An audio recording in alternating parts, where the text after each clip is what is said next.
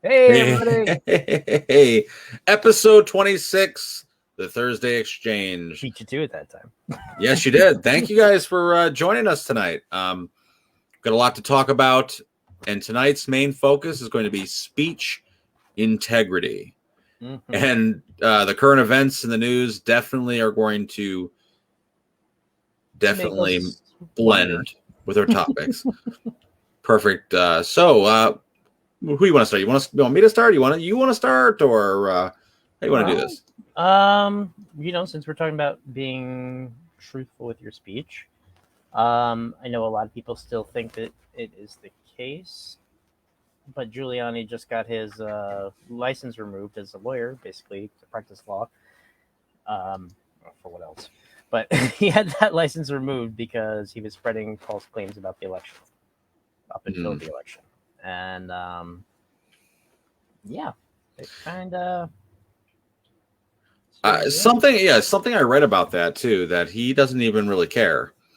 He's in this mode. I believe that he went on Twitter or whatnot, and he had posted something or had someone else for his Twitter, not his Twitter, but one for, I guess, one of his people posting on behalf, basically saying, "I worked for Donald Trump practically for free out of my total undying support.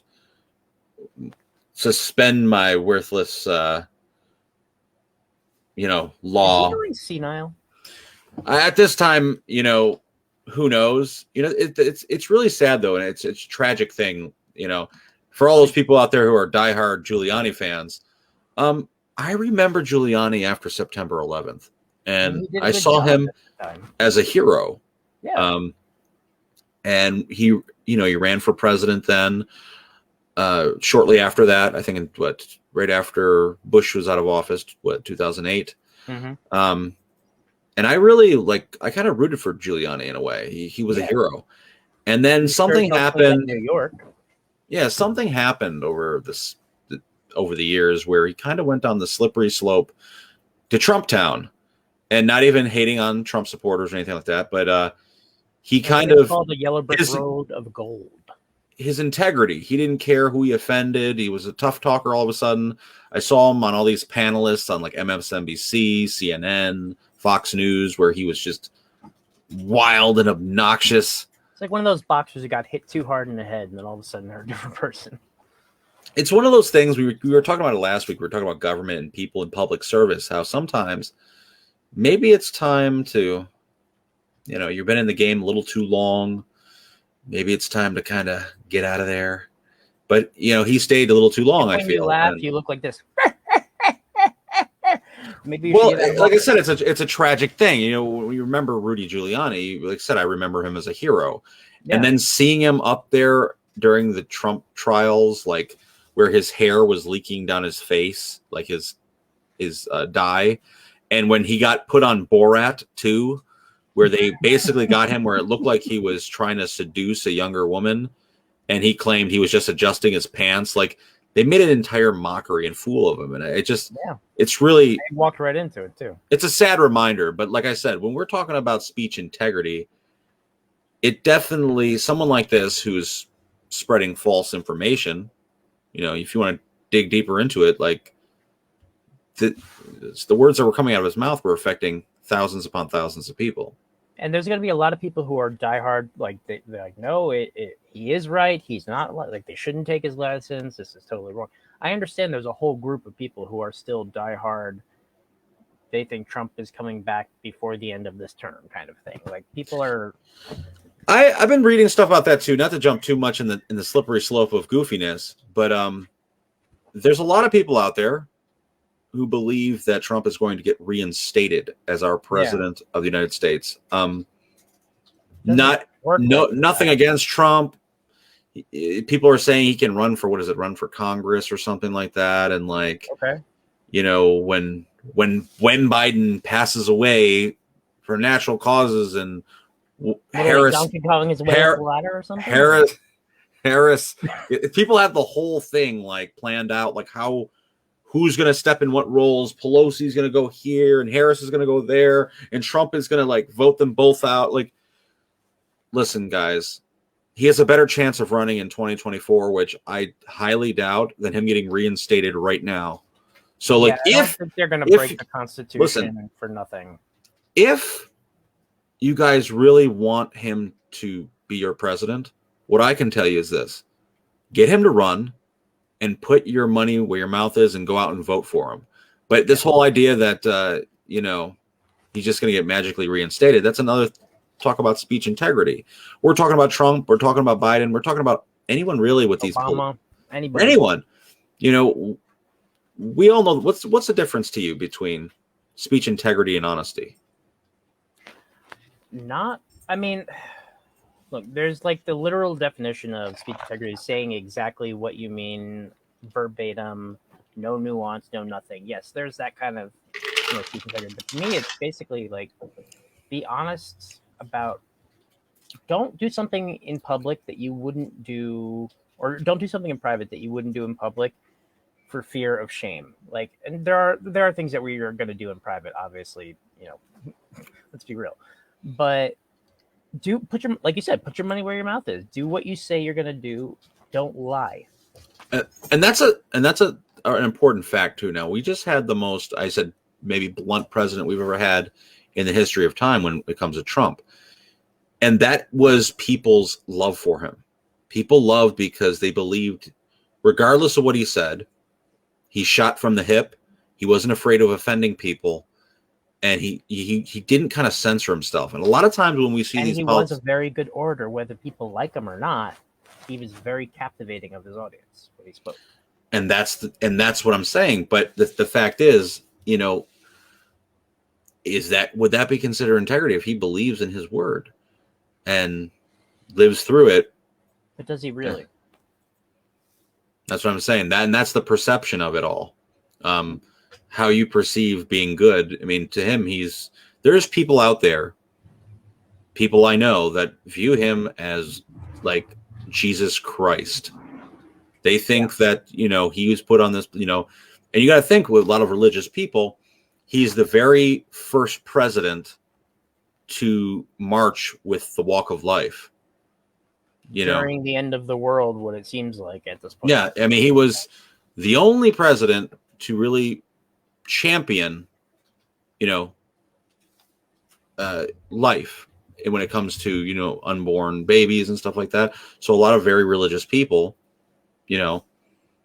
supported Trump. That was a major ploy for him. And that wasn't his whole career. That wasn't his whole career. Question too, because like, even for me, like, I'm Catholic. I agree with a lot of democratic, more social policies. That's one I personally, because of my religion, I'm not going to get into arguments or debates with people about what they believe in. Okay, that's fine. But for me, it made it difficult for me to decide, like, who do I vote for? Because one thing says everything this, one thing says everything that, one thing says I have no idea anymore. Yeah. It's a tough one, but when we're talking about integrity and speech integrity and getting out there and believing what you say, I mean, this has been moving away from just the politicians here. Throughout time, people have been doing this to manipulate people, or not doing this to manipulate people, but just spreading falsities, or what they believe to be truths without actual fact. And what's so crazy is that we've let it get to such a level of normalcy to just spout off untruth as if it was God's honest truth. Like, I'm sorry, but the flat earth thing, people, look, you can see the curvature in the horizon when you look out at the horizon. They try to break it down scientifically. I'm telling you, I watched the whole thing, and it's totally it's ludicrous. Like watching a bunch of people high on something. I don't get it. I guess it makes for, like when you watch something so ridiculous, it's worth like just spending a little bit of wasted time on. That's one of those things. It's like when you look at the Scientologists and you're like, you really believe that shit? Really? It's funny, not to hate on Scientology or anything, but no, I kind of do. I had an experience. I was in New York City, and as any touristy person would do, they go to see things that they're unfamiliar with. Oh, the little handles. The handles, the energy I did handles, that too. and I actually, they really were getting me hooked. They are some great salesmen, and Oh my God, yeah. Listen, I've been involved with many people. One of my best friends at one point was Muslim, and I associate with a lot of Jews, and I'm Catholic myself, and there's a lot of us, you know what I mean? Like yeah. So there's a lot of different things. But Scientology was one of those things that it made me feel like I'm destined for my own path. I'm not saying I am one, but something with Scientology about one of the easy big bait. Maybe easy bait, but there's a whole motto to it where like I don't want to say punishment, but criticism, self-criticism, and to overlook. So like that was one of the big things for me is when I was reading is how you're never going to be better unless you really challenge yourself. It's like one of the very few religions that really kind of, it's, I want to say man-made, but I feel like all religions are man-made. But I want to say modern, but it's also not modern. It's just what we believe it is. But I don't know. I feel like a lot more people should look into it. I feel like no religion could be truly bad if it gives something enlightening and positive to you. Yeah. But people use these tools. You to murder, kill. If it's not inciting people to cause mayhem, it's probably pointing you in a better direction. Yeah, like mayhem's bad. Don't do that. So yeah, maybe I'll take back some of the stuff because there's some crazy things out there and crazy religions out there. But like I said, it was one of those Catholic, things. But there was a time where being Catholic was not a very. It was a scary thing, like Inquisition. That wasn't exactly a cheery time. Yeah, I mean, the idea was to get as many people as believers as possible. The Crusades, and they thought they were doing the right thing. They thought they were doing God's work, but the problem is they had people who used not having integrity of speech, not being honest, to twist around the words of what they're supposed to be teaching in order to influence an entire world. What do you feel about the integrity of speech in defense attorneys that are defending terrible people, but are under the oath to look for loopholes and protect those who are very guilty? Many shades of gray. It's sad because our country is really based on that. Loopholes. The right to have an attorney and innocent until proven guilty. But you don't have a right to an attorney if you are only available to get a public defender. There are certain things that they will not defend you for because they're not considered worthy of having an attorney unless you want to pay for one. For the major ones, yeah, where you're going to spend prison time and stuff, yeah, you can get an attorney. I mean, I could be wrong on that. Does that sound like maybe I'm? Don't quote me. I never heard about anything like that. I feel like yeah. I don't know about that, but I could say that that's one of the things that when we talk about integrity and lying and cheating. Being honest, if you're not sure, just say like, wait, on second thought, maybe I don't know that 100%. I just got to get to the point where I don't blurt stuff out before I have to retract it. For the most part, they know the truth, and it's their duty to get you off the case or get you a lesser sentence, and that's their job. So. But if you have a shitty lawyer, I guess they're too honest. You ever see the movie Liar Liar? And he couldn't lie. Oh, that movie was classic. He couldn't say the color red. In my own. Excellent movie, but yeah, it's an interesting topic because nowadays we're easily swayed by the kind words of a friendly politician, and companies we're easily swayed by these ads and things that we want that ultimately the people behind it really aren't honest, and they don't have good intentions a lot of times. And I think what we're seeing is, and I think this definitely falls into integrity of speech. I am totally for you choosing what sexuality you are. Like, that's fine, okay? Like, that's none of my business. I don't want it to be made into something where every aspect of our society is broken down into divisive groups. Like we were speaking beforehand on the show, like it goes as far as like when you're filling out an application now in New York State for anything, you have to write, are you white? Are you Caucasian? Are you Hispanic? Are you Mexican? Which I mean, that's 4 categories for literally 2 categories. There's no reason to have the extra classification on it other than to determine who is possibly coming from Mexico or not. Then they ask you, are you black? Are you of island descent? All this other stuff. Then they go on to the gender questions, where it used to be man, woman, or wish not to answer. Now there's like all these different options. People used to get offended for having to fill out their social security number on a job application. And now we're being asked to fill this information out on just about every application of any kind. Yeah. And it's it comes down to the integrity of speech, because these little gradual nudges of inserting words, inserting things, have big changes over time. Minute changes have big or long-term changes. I think the reason why these are happening, especially in more like liberal states and stuff like that, is because of affirmative action. They want to make sure that certain groups of people are getting hired and aren't getting discriminated against. But at the same time, I do understand where you're coming from when it comes to, like, you know, I feel uncomfortable sometimes because it's funny because I had a ancestry test taken recently. A family member did, but we're from the same mother and father. And I found out a lot of stuff about my identity and about my, my diversity that I ever knew. You're Martian? So how much? Yeah, of course. I'm from space. But how many of us, we go back, and those ancestry tests only go back maybe, I don't know, 50, 60 years. Depends on how much you pay. Some of them may go back 150. But yep. We've been around for hundreds of thousands of years. So, okay, in this last 150 years, I find out I'm Russian, and I find out I'm Irish, and I find out I'm Italian and Greek, which I'm Greek and I'm Italian and I'm also Russian. I have a bunch of different stuff that I never knew. Mm-hmm.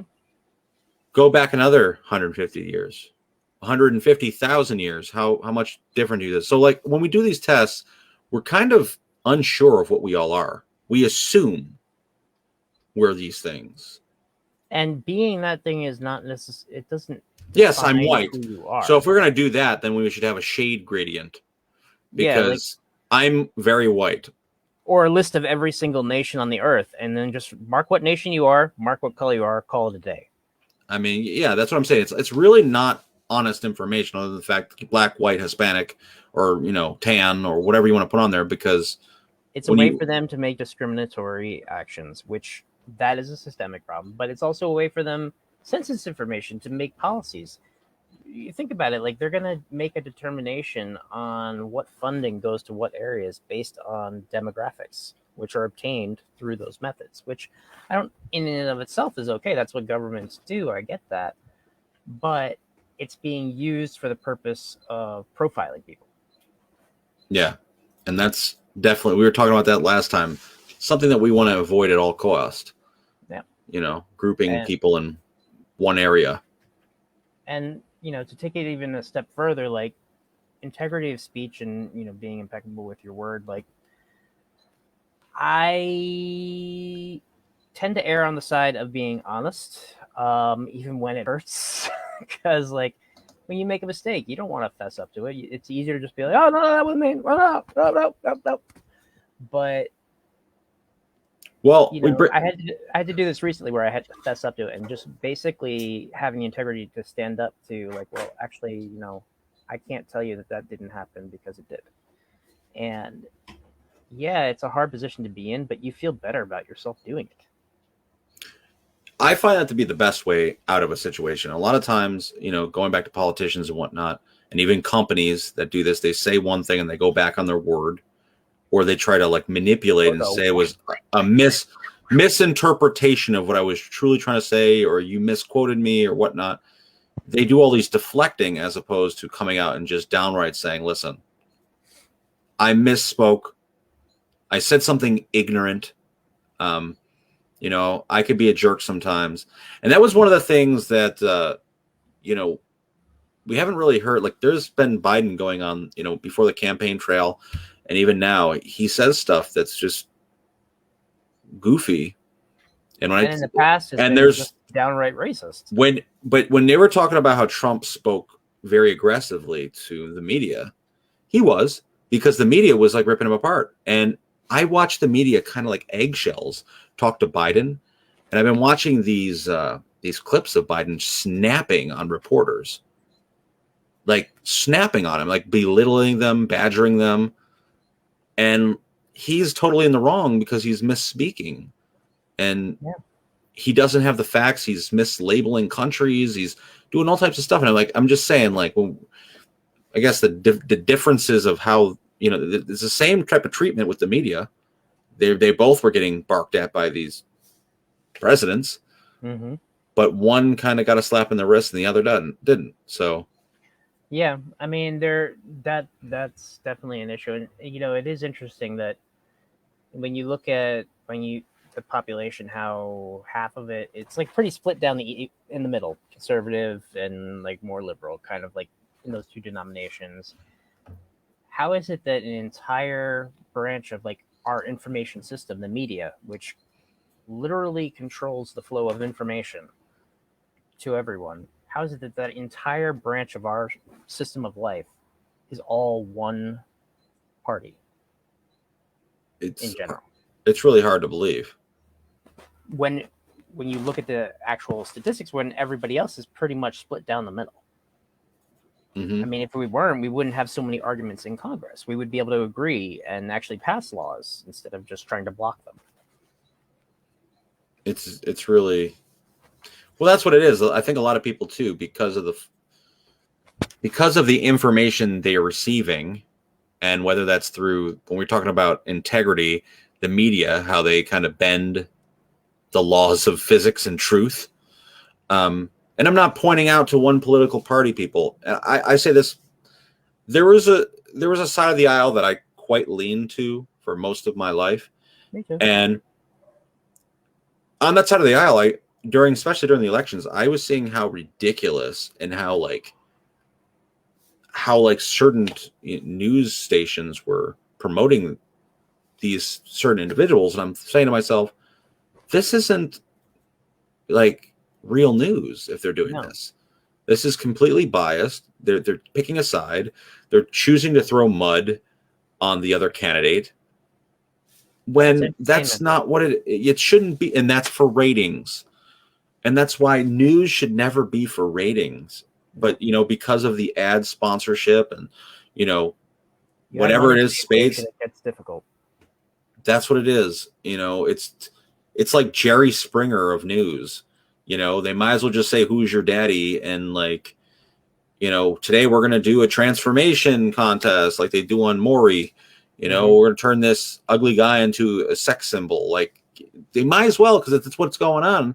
It is entertainment. It's Jerry Springer. I mean, it's hard. And the population that watches that, and it's funny when you have a conversation and someone is saying something You'd be so shocked off the by wall. some really upright people who watch that stuff too. Yeah, people are super, and they'll be like, listen, I know what I'm talking about. I watched CNN tonight.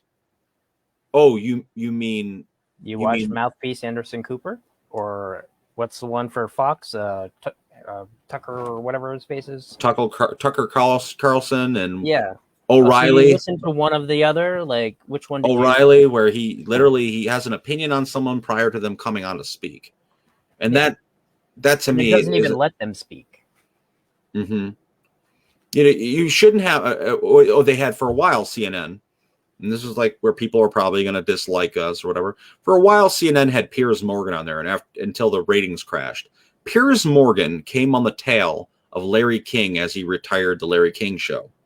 Now, Larry King, prior to his passing, he did his own Larry King specials, which there were like very few in between. But the Larry King Show ran for 20 plus years. Yeah. Until Piers Morgan came on there. Now, Piers Morgan, he's a pretty intelligent guy, very public speaker, and he's outspoken. The problem is he's, on a news network, and he's giving a total political agenda. Like, he has an agenda when he's interviewing people. And Don Lemon on CNN is the same type of thing. You have an agenda. To get to that level, you have to. That's it's sad, because originally, to me, the station had integrity when it was fair, honest news. And this goes for Fox too. If you thought it was fair at one point. I was watching a podcast the other day. It was actually the Joe Rogan show. But he had two from the Hill, Sagar, and I forget what the other co-host name, the woman's name. But basically, these two they're the top 3 podcasters, like in that group. They're like the elite who are on the stage right now, and in the political realm, and they get very little acknowledgement officially from, government and stuff like that, and officials. They'll have backhanded requests like, "Hey, can you introduce me to this Rogan guy, or can you introduce me to this Sagar or whatever like that," in hopes of garnering some sort of political advantage with it, not understanding like the whole reason that the show has become so popular is that they go and interview people from both sides on both of those shows. They go and talk to people who have vastly differing opinions, and they're not afraid to call them out, even if it goes against their own side. Well, a lot of times there's that false sense of being bipartisan or fair by putting, like, let's say you're on MSNBC, you put a Republican on there. Yeah. A lot of times, here's the two things you'll see. The Republican that's on there is either in the very middle, well, he's in the middle of the aisle, so he has a lot of left-leaning ideas, or he's there for the Democrats to rip apart and basically... And vice versa. And that happens also. You see it on Fox. They'll put a Democrat on there. So you're going on Hannity, and there's like 3 other Republican commentators on while you're on, and they're pick-pointing everything you say. They got a team of ripping you to pieces on live television. And I've seen it. Pieces in the background with people looking up, well, what about, mention this. Oh, yeah, bring this topic up. Bring this point up from his past and embarrass him on the spot. Ruin his career real quick. That, to me, these are the speech integrity they're talking about. Now, this is for the masses. People are brainwashed in a way by what they read in the newspaper, what they see on TV. And this to them is law. This is truth. Yeah. We have some sort of responsibility, I believe, of what goes out there. Now, there was a lot of talk this year with social media, and like Facebook, Instagram, Twitter, on censoring truth and basically having truth bars on every bit of information that's put out to the public. Yeah. I've seen them doing it more, and a lot of times it's just a nuisance because I'm going to say no every time. Why don't you just assume no, and then if I give you permission to do it, then you can go track my crap. Well, what I say is if you're a politician, and that's what your job and your duty is, and maybe there should be fact checkers, and it should be law. We're average, like for example, you and I, we talk a lot. We have opinions on things. We're not like gods. We're not scholars. No, but what we do is we try to have an in-depth conversation. The audience, if they find what we're saying is incorrect at any point, we ask you to let us know, call us out, keep us accountable. If I don't know something, I will admit it, or I'll choose not to talk about a topic. But like for the most part, I don't think something like that type of power on people, imagine how much censorship, any person with any sort of opinion would be shut down instantly if like everything they say isn't 100%. I mean, but there's a reason people are going to YouTube for the news now. There's people that are going to all the alternative sources because they're hungry for truth. With the stimmies that we talked about, I know so many people who they don't watch CNN anymore. They don't watch, MSNBC, whatever is Fox News. Well, what they do is they go on YouTube. They find these YouTubers that they look up to, like, because they have hundreds of thousands of views in each video, And now they're talking about the stimulus as if they have some insight knowledge. And a lot of their captions are misinterpreting. Yeah. They'll be like $10,000 a month for the next 6 months. And like, of course they're going to get views. They're blindly leading people there with, these long drawn out conversations that never even talk about that type of money. Maybe they'll say 10,000 within there over a period of couple years, but like where they give you the hook at the beginning of a show and then they make you watch the entire damn advertisement until the very end before they finally get to the point and you're like, but that's what's happening. Whoa. That's the type of thing that's happening. It's kind of blending the public, do those people, you think, in your mind have any sort of integrity? Like, they really truly believe what they're saying, or are they just saying it to get more views, clout? I think some of them do and some of them don't. I think some are pragmatic. You and I, we're pretty goofy. We're kind of gullible people. I'm gullible as hell. Yeah, we really are. You, if I was to tell you, America, I'm a lot more cynical after this year. Okay, America's going to give you $2,000 a month for the next 2 years. You believe that? No.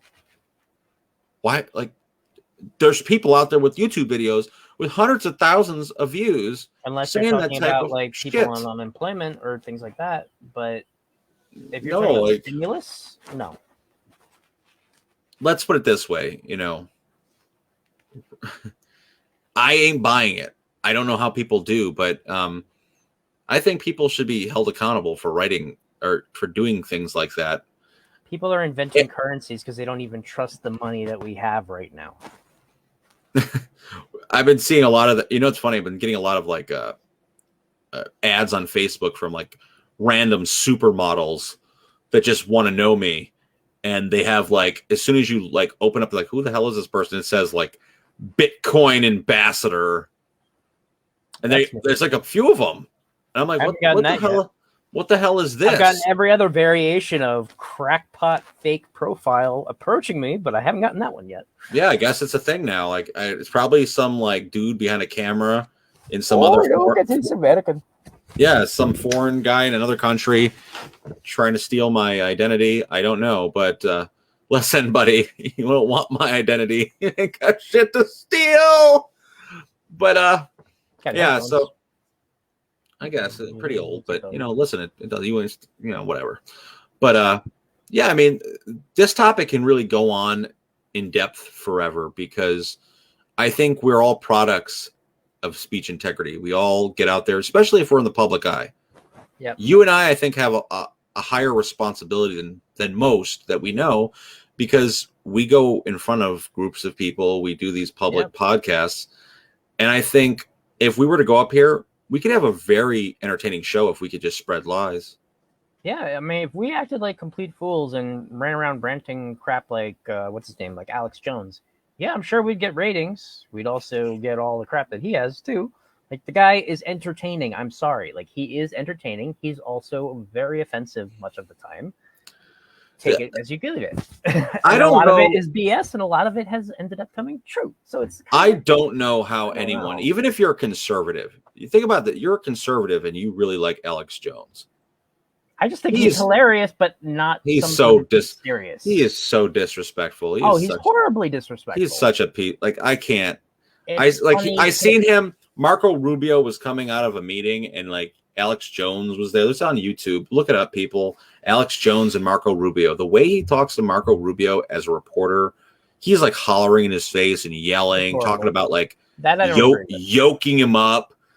It's like, Alex Jones, not for nothing, you're fat. You're rich and fat.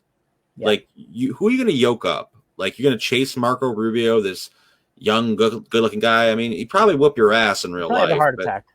Like, but he's just so aggressive and obnoxious for ratings. I mean, I seen when he was on, he had an interview, I think, with Anderson Cooper or Wolf Blitzer on CNN, and he was just going. Like Jerry Springer, people like to watch Jerry Springer. That to me, he is like the Jerry Springer of conservatives.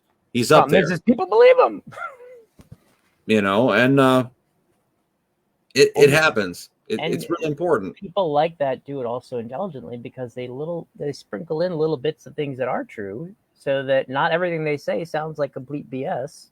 and then it becomes like a whole debate war, which they love. It gives them ratings. You know what's one of the things too, and I think it's a lot of the newer generation of I guess celebrity podcasters or people like Alex Jones. When you go back a few years, you had people like Howard Stern who like changed things for radio, for conversations. It took a long time, and the amount of fines that guy had to pay. But the one truth about him is he's blunt. When we think about people like Donald Trump, blunt and honest, like as far as like what comes, like I don't know, say Donald Trump is honest all the time. Initially, it was refreshing. In the beginning, it was refreshing. But how someone like Howard Stern got there and he said stuff that offended people. He was kind of rude, disrespectful. He was sleazy, of course. But no doubt in my mind did that he believed in what he was saying. Yeah. It didn't seem like a show. Like it was a show, but it didn't seem like, you know what I mean? You're not asking a pre-made thing and just being like handing them canned content. And there's a way about it. And that was one of the things that you and I discussed a long time. Like, how do we want to do the show? And what do you think viewers would want to see? And I remember we're like, well, why don't we talk about issues that matter to us, be honest and frank, and come what may. And I think over the past 26 episodes, I think people would rather hear that than us kind of hearing what they want to hear. They wouldn't tune in otherwise. Yeah, but you know what? You know what, though? There are people out there that might. If we were just to say here, we were just to like sugarcoat maybe one side of the aisle over the other. Oh yeah, you would get your party line idiots. You get your party liners that would support it. It could be I could play the hardcore Democrat or Republican and vice versa, and we could have a war on here, and we'd probably be really popular. But the problem is it's bullshit. Yeah, you know what I mean, like. So I guess we chose the honest path, but I think this is a very interesting topic, and I think it will definitely come up in further conversations and stuff like that. And I think we jumped onto the topic earlier than a lot of the news things, but I mean there was a few things we were talking earlier about checklists on identities and stuff. Well, apparently in New York this week, there's a new spot on where for your ID cards that now is gender neutral. So that's this, it's kind of interesting. We were talking about it in general, but it's something that Cuomo just announced earlier today. So don't get me started with that guy. Well, with Cuomo? Yeah. Hey, listen. Office anymore at this point. I'm actually shocked that he is in office. There was a big, with everything that happened in the nursing homes and all the sexual allegations and stuff that came out. I think the sexual allegations, honestly, this time, there may have been some merit to it, but it seemed very politically advantageous for it to happen right then. It did, but you had people like Bill de Blasio demanding his resignation. You had all these other people like... That guy's high as a kite all the time. Now, listen, we're not going to get into party lines here, but I'm just saying, like, I'm shocked that he's still there. And I told this to people before, and call me maybe a conspiracy theorist or whatnot, but I believe that Cuomo's ultimate goal is presidency. I believe it. Thought. I believe it's true, and I think he'll get very far. I mean, you had people like, what's his name, Andrew Yang, who was just in the running for governor or mayor of New York. And I guess he just dropped out of the race. And this guy ran for president. And like people really believe, I knew a lot of people. He didn't have a giant base of people, but people really liked Andrew Yang. They thought he was called the numbers guy, which we just had Trump for president. Who saw that coming? No one saw it coming. But I'm saying someone like Cuomo, who's outspoken. He's kind of aggressive. I'm agreeing with you. He's a great debater. And he's popular. Mm-hmm. He's very popular. There's a lot of people trying to get him out of there, but if you think about it, they're probably trying to get him out of there because they're looking at him as harsh competition. Well, at the start of all this, I thought he was doing a damn good job. I thought he was stand up, doing his duty and everything. And I think like Trump kind of towards the end just started falling apart. I think, I don't want to say what we got to empathize in any type of way, but we got to also try to put ourselves in some type of pressure. Oh, I would lose my mind if I was in there. You're in New York. you're Cuomo, you're in New York State, you're the head of the state, and literally COVID is a epicenter war zone. You have citywide riots. Businesses are falling apart, like basically small, home-owned business being destroyed physically at the same time. Yeah, everything is like going, and New York State was kind of before the pandemic, not in a financially good spot, in a deficit. So think about all those pressures, and you're responsible. You're not technically responsible, but you're looked at as responsible for how things turn out. When this is all said and done, at the end of your term, they always say, like, what did they accomplish within this term? That's like the big thing.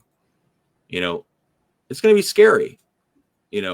How he's going to, of course, talk about the light at the end of the tunnel with the pandemic and opening things up, and he's going to take credit for a lot of things. Mm-hmm. Integrity of speech. He's going to take credit for a lot of things that he necessarily, realistically, probably put a damper on. He's a ski ball. Damn. I think we're just kind of going around in circles at this point, though. Listen, people probably listening probably think you're like the biggest Cuomo hater, and they're going to probably think that I'm like supporting him in any way. I'm just trying to, I'm hypothesizing a future for someone. So maybe 10 years from now, what's happened over the past few months, and it's like, you kind of fell off your wagon there, buddy. You listen. Sorry, but just like Giuliani, he did a good job cleaning up the city, and then he lost his mind. What the hell was his name? Elliot Spitzer. You remember him? Mm-hmm. Yeah, he was. Wiener. Oh yeah, well that's a different guy. But Elliot Spitzer, he was buying the high-end hookers and using taxpayer money and doing all this. You know what ended up happening with him? He ended up getting a show on CNN, making triple what he used to make in office. I did not realize that. Anthony Weiner, sending Weiner pics. The irony of that. I'm sorry. That's a punchline. He apologized, did the song and the dance, the integrity tears, and then he went online. Why did we have access to his telephone? To be honest with you, he shouldn't have been doing that. It was wrong for him to be cheating. Why did we have access to those photos? I think we did because of the girl he was talking to. Yeah. That's why you always got to be careful who you send your Anthony Weiner to. On that note, everybody. So yes. Remember so listen, I think this has been a pretty solid conversation about speech integrity. And I urge all of our viewers to take an account and hold those accountable who hold public information. And please like and share and comment if you have any opinions on what we say. If you disagree with us, that's fine. Go ahead. Very fine. Be open to it, because we'll try to like defend ourselves, or we might have no choice but to. If you're a nitwit, we'll display it as such. No. No. But anyways, I think guys, until next time, this has been a good conversation. I hope you guys are watching next week. Indeed. Until then.